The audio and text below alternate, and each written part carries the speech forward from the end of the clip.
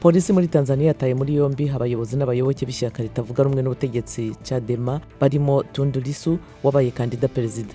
Banarundanyije urubyiruko rubarirwa mu magana rushyigikiye Chadema.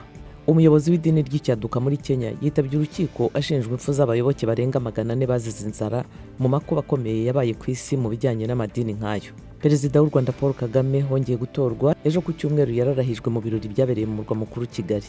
Ukwiyongera kw'ibyo Nigeria isaba inganda za peteroli mu gihugu hose byatumye uruganda runini rwa Afurika rugongana na Leta ku mategeko agenga peteroli. Ni mu gihe urwo ruganda rutabashije kuzuza inshingano mu gice cya kabiri cy'umwaka 2024.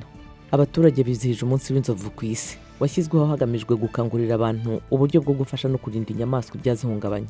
Inzovu zo muri Afurika n'izo muri Aziya zirarushaho kwibasirwa n'abazihiga, zirimo no gutakaza ibyanya byazo.